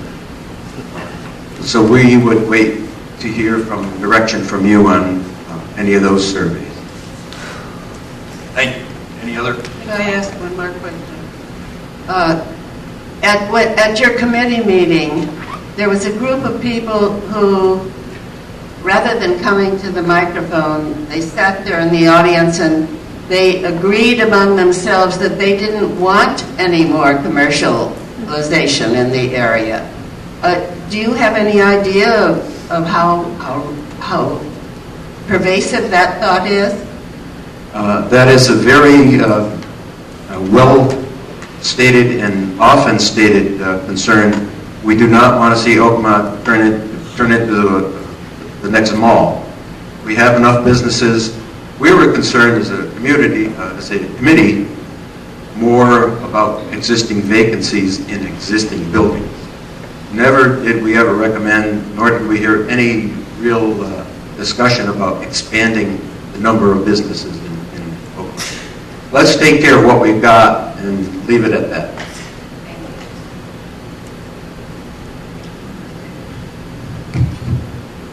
Carol Cotton. I did work for a long time on this project with Tony. I have a couple of comments. Businesses in Oakmont that succeed are businesses that serve a need. They offer a product or a service that we in Oakmont need, and they are well managed. I think you may have noticed we had 3 beauty parlors, 2 of them closed. People wanted to get their hair done, but the beauty parlors weren't well managed, I don't think. And so to stay in business, so we have to help find people that really know how to run their business. The day that we had our forum, Laura and Dave from the deli wanted to come because Laura and Dave, I think most of us would agree, do a good job of what they do. They're not Costco and they're not Safeway or Oliver's, but they do serve a need and they know how to meet that need, I think, pretty well. And they wanted to come and talk to people and other prospective businesses, but they were on their way to Europe and they just had their fire and it wasn't a good time for them. Another thing that we've noticed is businesses can succeed if they can do office sharing. Maybe we only need a podiatrist 1 day a week out here, or a lab 2 days a week, or a chiropractor 2 days a week. If we could find businesses that are small and that can survive on 1 or 2 days a week, I think they might survive. Another thing that we felt strongly about was that we in Oakmont need to give them more exposure. If we asked if we could have them at the new residence reception so the new residents would know what's available out here. I didn't know there was a chiropractor and I didn't know there was a massage therapy and therapist and so forth. So it didn't seem to be appropriate at the time. I'm still suggesting maybe at the new residence reception we could use one of our adjacent rooms and let all the businesses be in there so they could hand out flyers and talk to people and let people know that they are available. So I think it's a subject that has lots of angles to look at, and I think it still needs looking at. Thank you. Nancy Caldwell, Mountain District's Court. I just want to echo what Carol just said. She took the words right out of my mouth. I think we need to find out what people want and then go after the businesses. Don't see if they'll trickle in because they heard we need blah, blah, blah. But we know we need blah, blah, blah. Go find them and give them some enticement to get here, to fill the empty spaces. And I think Carol had some excellent ideas. Now somebody needs to go for it. Thank you. Concluding that, if we can go to item 12B in our agenda. At the workshop, we discussed the draft that the ad hoc committee on policy revision for committees developed. And my sense of that discussion was that we wanted to publish to the community for the required 2 printings the information as the committee had presented it to us. And after that, based on comments that came to us, we would then make whatever changes we felt were appropriate and adopt that policy change. If that's a correct assessment, do I have a motion to publish the ad hoc policy committee's policy revision proposal? We all move. Second? Second. Any comments that anyone wants to make about it? Mr. Chairman? Please. I don't know whether I should take your time now if you're just going to publish it, but I feel that I have to speak against the one section of this beautifully written proposal about committees as to the liaison officers from the board. I really feel assigning a liaison officer to each of the committees rather gives the impression that we don't trust them. And I feel that the committees are doing an excellent job. They can report to us at the board meeting. they can ask for the attendance of any board member if they wanted that person specific knowledge to be shared with the committee. And in addition to that, each of us can go to all or any singular committee meeting if that is our desire. But I think giving the board members the title of liaison far, how should I say, even corrupts the good feeling that should appear before the committee and the board. And I know I've said this before, and it seems to fall out there in the Never Never Land. But I do wish that if you're voting on this new policy, including the fact that liaison officers would be appointed to the board is really, it's unfair to the chairman of the board, it's unfair to the boards, and I just wanted to share my thoughts on that once more. Thank you. I think you could be helpful, Fran, if you would document, just in a written statement, which part of the policy proposal you would like to see altered the way you feel would serve the purpose. I just want to go on record as being in agreement with you. I believe that it's depending upon the person, and you can't do it that way, that the liaison tends to suppress what I would call initiative, and I think it does come down to a matter of trust. There's no reason why we can't go to a meeting, or if we're asked to come to give us input. But other than that, I think we should be fairly silent as far as the committee is concerned. And I'd just ask you to collaborate with Fran. I'll collaborate with Fran to collaborate with you. Suggest what kind of language you would see. And of course, publishing gives us a chance to get input from residents. So we take up that debate after the public. May I give you a little bit of background, Fran, on how this came about? 5 years ago and prior to that, each board member was a chair of each standing committee. Each member took a committee and chaired it. So 4 years ago, that was changed, and it was felt that there may be a need for some connection from an independent chair of the committee to the board.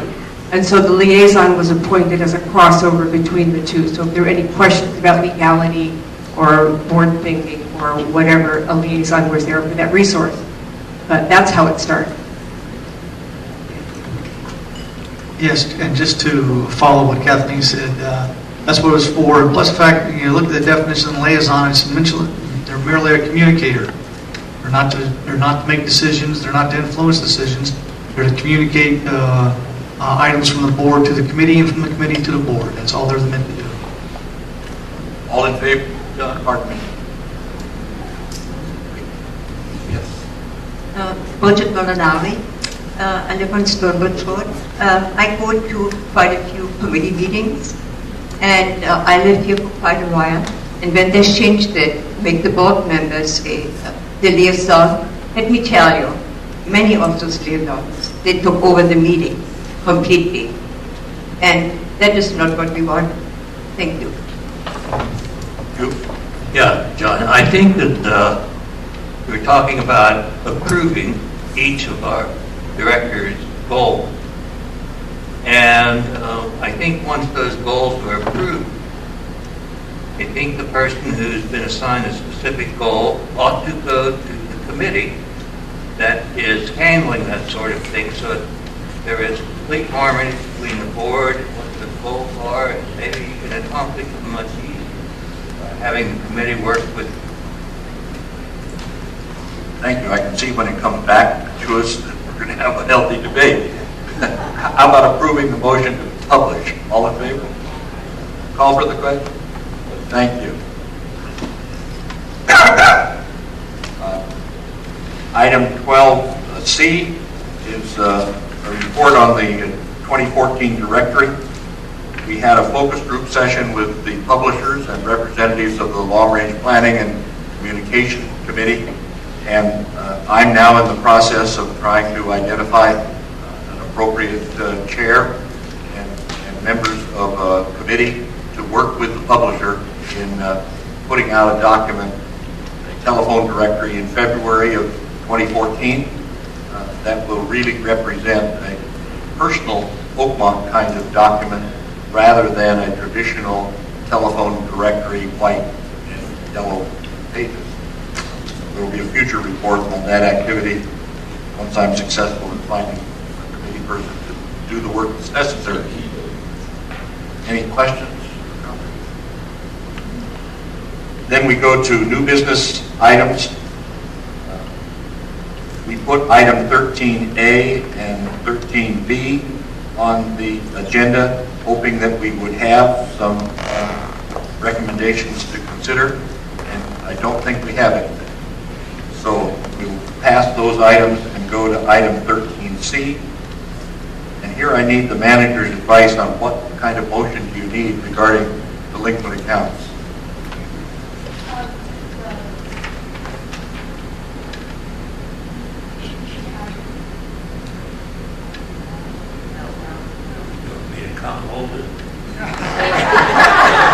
Okay, thank you. I deserve that one, thank you.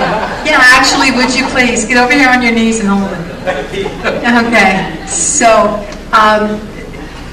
there is a list. You have a list of those properties, and you can either name them by that anonymous listing, or just say those properties that are listed in the director's materials. Someone makes a motion to move those to collections.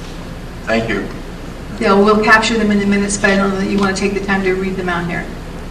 Comments remind me, there's a legal requirement that the board act on delinquent dues accounts in an open session. So the way you get around personal discussion in that regard is simply to say, may I have a motion to approve the handling of delinquent accounts of 4 residences, included in the board packet. Moved by Herm and seconded by Herm. Any discussion of those accounts that are in your packet? All in favor?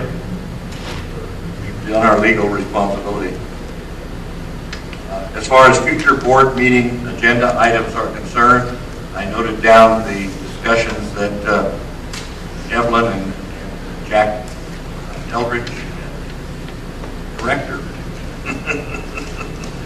Evelyn and Resident Jack Eldridge made about telephones and first aid kits. I also have a request from Director Felton to put on the agenda for next month discussion of a committee to address governance and resident relationships as part of our transparency and openness activities. So I will add that to the agenda item. Are there any other future agenda recommendations from board members? Well, Pat? Pat Amadeo, I had an item which I thought I could put my 2 cents in under Plaza Contractor Recommendations by the FIC, but if it's been delayed, I guess this is the time to talk about it. In September, we'll be celebrating our 50th anniversary, and I know that there is going to be activity in the middle of Berger. There has been a barren swath for almost over a year. And I was wondering if there is going to be anything either permanent or even temporary that we can put in there during the celebration period, because it just doesn't look that great right now. Pat, I don't know where to put that as an item. They have been working exceedingly hard to try to get that thing finished by the anniversary celebration. Unfortunately, the city holds things up. And that's where we are. And I don't know right now. Pardon? Day to day, we still don't have the final permit. So, my suggestion is that you have you been talking to our Citizen Advisory Board representative who works with the city, who might help you, or with Ernesto Oliveras, who represents our area at the City Council, because I would think that those two people could pick up the phone and hopefully get things moving along. That's what they're there for. I think the point you raised is a helpful one, but I think one of the facts may turn out to be that we can't get it done in time. And so I will put on the agenda for next month addressing the question of how do we make it look decent and safe. Is that the sense? Any other item? Do you have anything on the task list, Ellen? Well, I would like to. I don't know, what is your plans for our workshop? Do you have an agenda for the workshop yet on the July or early July workshop? Or? I have not put together the agenda. Would you like to suggest it? Well, I hate to harp on this, but we've come up with goals. We've come up with priorities and goals. But there are still some decisions we have to make regarding things, regarding how we are going to use the money we've negotiated with the Hunter Group. What are we going to do? We'll find out some more information on the 27th about what the architect recommends, but what are we going to do with the West Rec? What are we going to do with the office? These are decisions this board is going to have to make, and they have to make them within the next few months. In fact, less than a few months, in my opinion. And I'm just saying that somewhere along the line, we have to start thinking about these things and discussing them as a board. I think that's a good subject because I think on July the 2nd, we will have had the June 27th presentation. And so you will not only have a more informed opinion yourself, but you will have had a chance to interact with residents. I'll put that number one on the agenda for the workshop.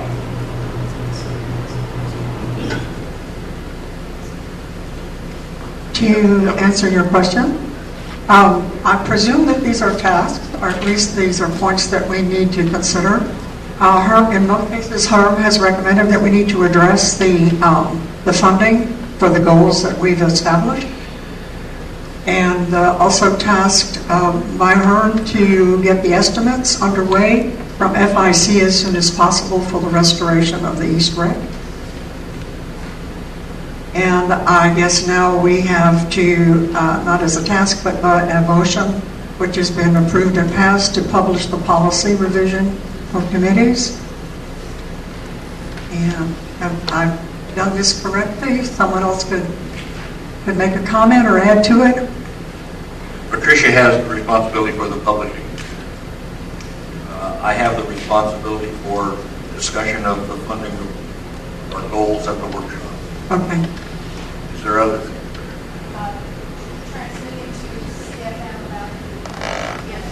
Microphone. Yeah. Authorize and communicating the board's authorization of the collections process. Thank you. John, would it be appropriate to talk about the status of placing the deck in the East Rec? No? Well, would that be... It's not on the agenda. Okay. We can put it on the workshop agenda if you would like. Yes. I'll do that. Excuse me, John, may I ask, as a point of responsibility, I've itemized the tasks. Do I type up this list independently and submit it to our secretary? No. Okay. In the minutes. Was there some action for research on first aid and telephone location in this, or is that coming later? There was no action. No task. It's an agenda item for our workshop. But no pre-research?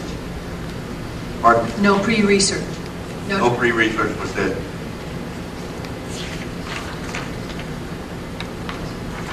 Seeing no further business, I'm adjourned the meeting to an executive session.